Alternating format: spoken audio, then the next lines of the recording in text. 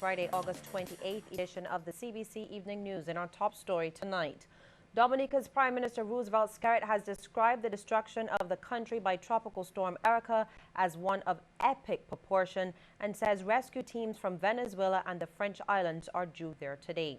Prime Minister Skerrit says the worst affected area is Petite Savane, where as many as 20 people may have been killed as the storm made its way across that country. Reports indicate that 14 bodies have so far been recovered and at least 25 other people are missing. Now, speaking in St. Lucia before returning to Roseville by helicopter, Mr. Skerrit had this message for the citizens of Dominica. Let us continue to pray. Let us continue to be vigilant. If you have no business being outside, as the acting prime minister have been saying all day, please do not go out. Leave it to the essential services. Leave it to the disaster people to do our work. Certainly, there'll be no work tomorrow. Also, there can't be any work tomorrow. We have to focus on the rescue mission. So there'll be. I'm hoping that those who won't be going to work, that they can stay in communities and clean up and let us start the rebuilding process. Well, joining us now by phone from Dominica is the Executive Director of SEDEMA, Ronald Jackson, and he is part of a team that flew to the country very early this morning to assess the damage and coordinate a response to the disaster. Good evening, Mr. Jackson. Hi, good evening to you and your listeners. Tell us what you have discovered so far. Well, the findings are consistent with your earlier statements. 14 confirmed, and still, upwards of 20, close to 25 still missing. We've found roughly over 30 bridges possibly that have sustained some level of damage.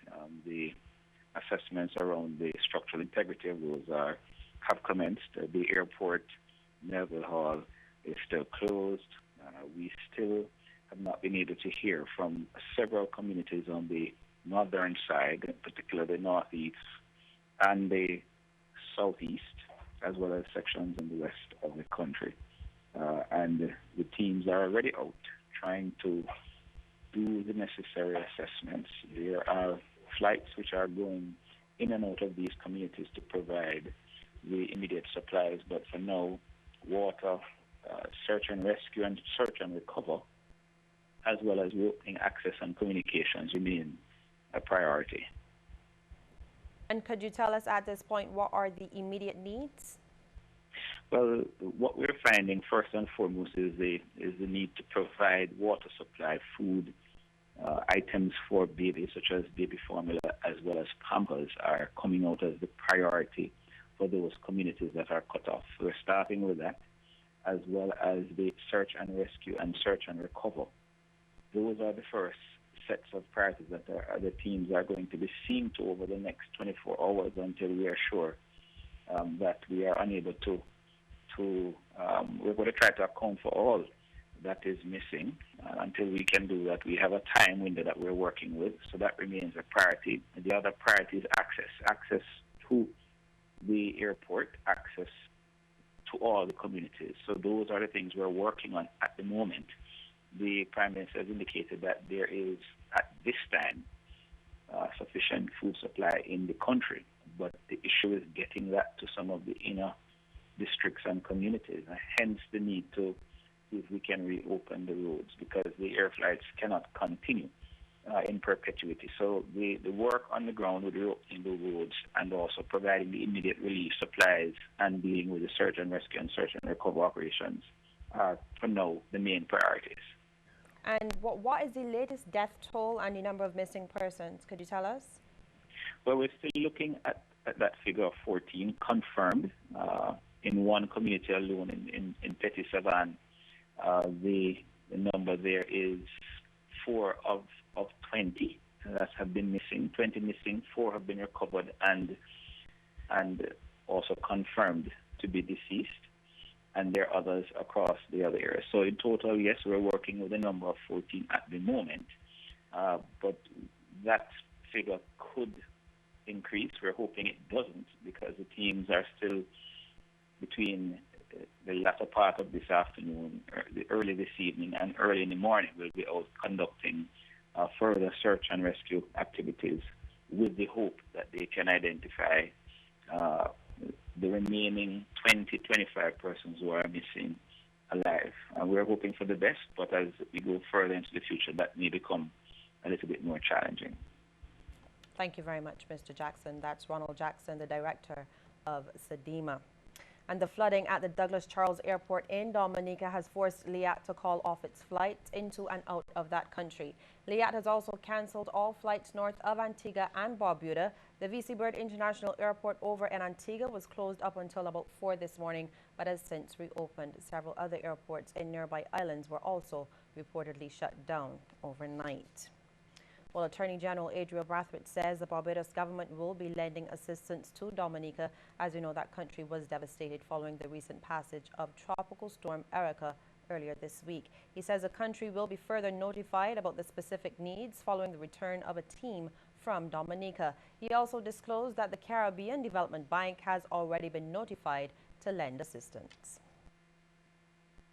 We've already made contact with the Caribbean Development Bank to advise them of the need that will necessarily obtain, given what we heard out of Dominica. We've already alerted a few of our international partners that will be coming to them. But again, just to emphasize that we don't know the scale of their requirements. When we do know, then we'll be in a better position to even advise you, but certainly to coordinate a response to the people of Dominica. Well, as the start of a new school term draws closer, opposition leader Mia Motley is pleading with the Barbadian public to assist the children of Dominica who have been disadvantaged by Tropical Storm Erica. Speaking at a press conference at Parliament this morning, Ms. Motley asked that although persons may be experiencing some financial difficulties, they should still try to assist those children in Dominica who may be in a worse situation right now given the extent of the damage there. Through charity ventures chaired by Attorney-at-Law Junior Alsop, Reverend Mark Harewood, Vic Fernandes and MP for St. Michael South East, Santia Bradshaw. She adds that Barbadians will be able to make donations to a Scotia Bank account at the Hackett Hall branch, account number 455392, and through an upcoming concert called One Caribbean for the children of Dominica. The reality is that Barbadian artists have always been treated extremely generously in Dominica. We know that from our own dealings with them. As you know, I've spent a lot of time working with the entertainment community, and so has Santia, and we therefore felt that we would want to be able to put together a relief concert. We're conscious that a lot of the artists are away or going away in early September, so we are targeting early October for the concert. One Caribbean for the children of Dominica. Finance Minister Chris Sinclair says government is moving in quickly to restructure and diversify the Barbados economy. He made the comments in Parliament during debate of an amendment to the Income Tax Act this afternoon. Mr. Sinclair says there's been no retreat from a developmental path as far as the government is concerned, noting that while tourism and international business must lead the recovery of the economy, there are vulnerably exposed sectors. In this regard, he says that small economies like Barbados take a while to recover from declining tax revenues of between $100 to $200 million, which constitute up to 2% of their gross domestic product. That is why we've had to impose some temporary taxes on Barbadians, not because we relish or get some type of orgasmic feeling out of putting taxes on people. That's not what it is about. But it is about protecting the integrity of the financial system of Barbados and the economy of Barbados. The finance minister has also disclosed that a plan has been drawn up by government to keep one of the largest landowners, that's Barbados Farms, along with independent farmers in the sugar sector. And he's predicting that in another 3 years, Barbados will be producing at least 25,000 tons of sugar annually, up from just over 11,000 tons at present. We have made the fundamental changes. We have met with the independent producers, growers, and we have come to an arrangement to get our crop back up to 25,000 tons in the next 3 years. Yes, and very shortly the Minister of Agriculture will speak to that plan too, to keep Barbados Farms and to keep the other independent growers in BSIL in the sector, and committed to making the investments to ensure that we get our crop back up. in preparation for the new factory that will be a multi-purpose factory to do different types of applications, not only in relation to the processing of sugarcane.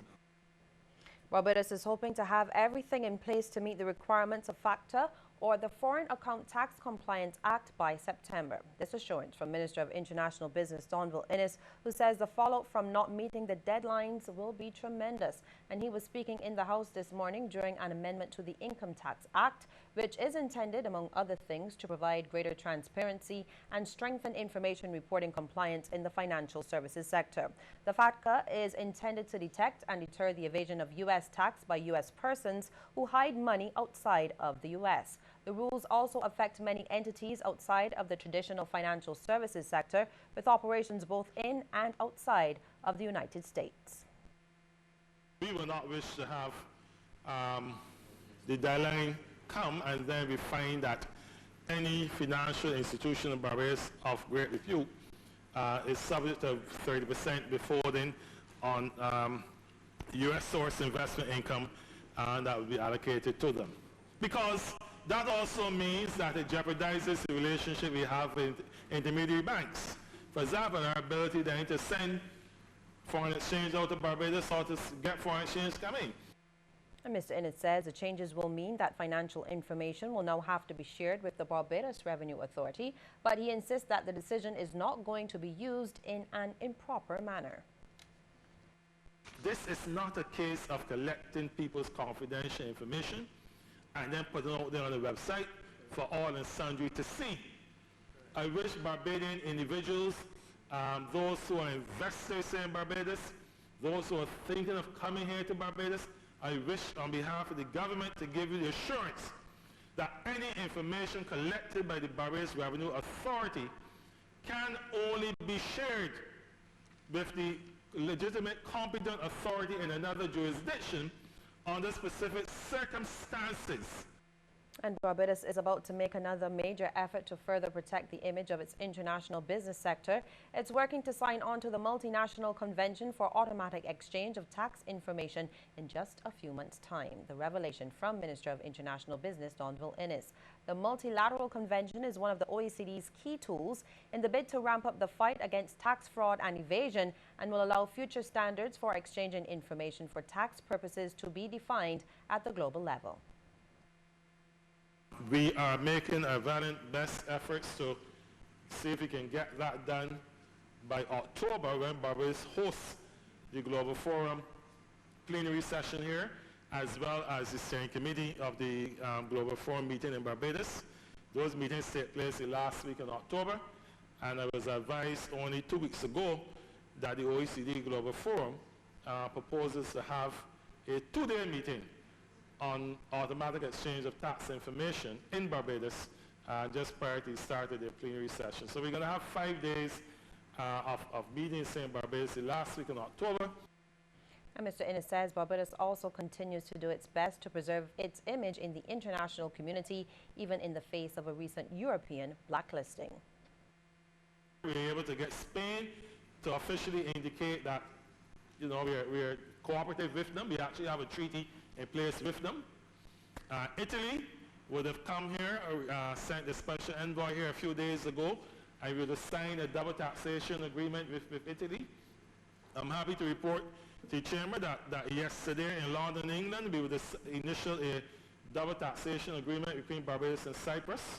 I want to thank the officers in the Revenue Authority and the National Business Unit and our consultant in London, in particular, and the Ministry of Foreign Affairs.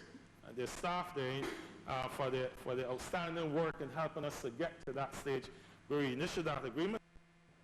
Well, meantime, opposition St. James Central MP Kerry Simmons has supported an amendment to the Income Tax Act to facilitate compliance with the Foreign Account Tax Compliance Act, or the FATCA. However, he believes it will have severe implications for Barbados's international business sector.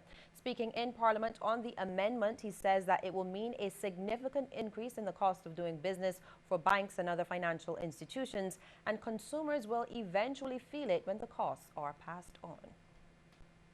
The costs associated with it are going to be very substantial for the financial institutions. Almost undoubtedly the financial institutions will pass that cost on to consumers in Barbados. We are already seeing that unwholesome and unhappy pattern where financial consumers in Barbados are being asked to pay more and more. And in the end of the day, sir, those things which we held dear are now being rendered meaningless in the context of sovereignty and reciprocity among nations. And Mr. Simmons, as you just heard, says the island's sovereignty is at stake, and he believes that Barbados must join with other countries and like-minded interests who oppose the negative effects that the FATCA can cause to their financial systems and their economies. The erosion of sovereignty, sir, is clear when you have a situation in which it becomes suddenly appropriate for Barbados to be an unpaid extension of the United States Revenue Authority. And that is basically what we are. We are going to become an unpaid extension of the U.S. Revenue Authority. The Minister of Finance's tax department must now be doing unrewarded work, I may say unrewarding work as well, for the United States government. Well, 416 teachers are to be appointed to primary schools by the end of September this year. Education Minister Ronald Jones made the disclosure at a press conference at Parliament this morning. Mr. Jones says this will help to fill vacancies which existed for years and end some of the agitation which was being made over them. With regards to the secondary school system, he says that teachers are continuously appointed, with the last figure being 89. This does not take the right away from the Public Service Commission to proceed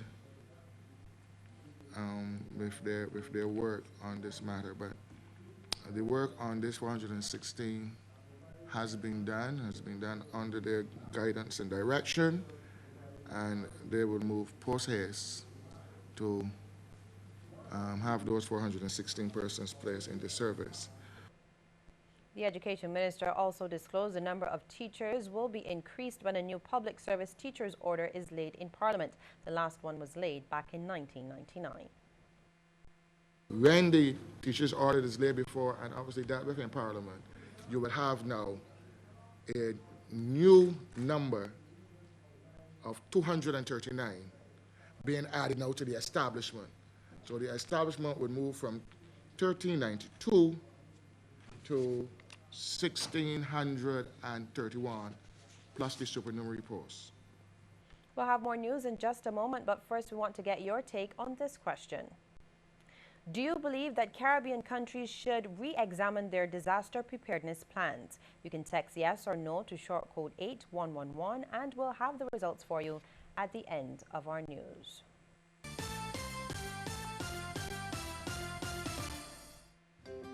Toddlers only get about 25% of the DHA that experts recommend. Is that true? Yes, even in a healthy diet. That's because DHA is found in foods which many toddlers don't eat. How can I help? I recommend Enfogrow Toddler with DHA and other key nutrients. It helps support brain development in 4 key skill areas: cognitive, motor, communication, and social. 3, 6, 9. Great job, son.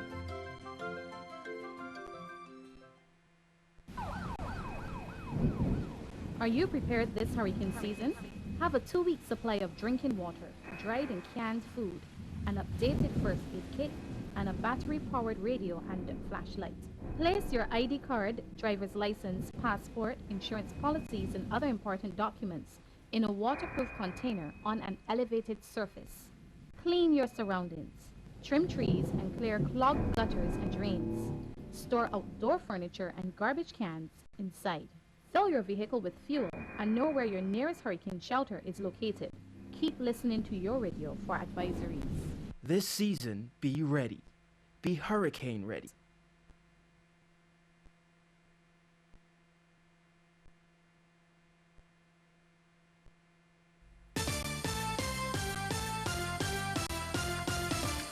The Barbados Association for the Blind and Deaf is proud of its 13 members who sat CXCs in Social Studies, English A, Office Administration, and Principles of Business this year.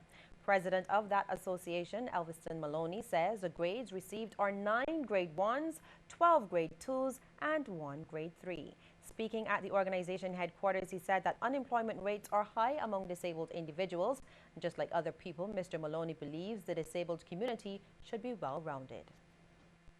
We therefore feel it is important that we not only provide the opportunities of skills, but also academics, so that our persons are well-rounded, capable to enter the job market, capable of performing tasks, whether with their hands or using their brains, as the case may be. Hence, the idea of the organization is to provide well-rounded individuals that can fit into the mainstream society and no longer remain within the isolation of sheltered workshops, even though I'm not knocking them. The Church Village community is set to come alive this Saturday with the staging of the CBC 2015 event. And that event, which is being organized by the Church Village Community Network under the theme Revisit, Relive, Restore, will feature several activities, including several vendors. A CBC team visited the area today where organizers were busy looking over site plans and making some suggestions prior to tomorrow's pitching of tents. Interim chairman of the Church Village Community Network, Philip Knight, says the event aims to be a community reunion. The other objective of this initiative is also to create space for people to come and interact, and also to sell arts, craft, whatever. We're hoping that it sets off, that it becomes a catalyst to transform this community. And one of the entities on board is the Rural Development Commission, and its public relations officer Wendy Burke says it's pleased to be associated with the event. This event is quite family oriented. That's something that the Commission supports, the whole idea of building community spirit, togetherness, and improving the lives of the people. St. Philip is one of the constituencies, areas that we represent. We have clients in all 3 constituencies here in St. Philip. So we decided, yes, get on board, help support the event, give some assistance to the Church Village Community Network. And still to come, a look at some of the stories making headlines across our region. But first, a reminder that we want to hear from you on this question. Do you believe Caribbean countries need to re-examine their disaster preparedness plans? You can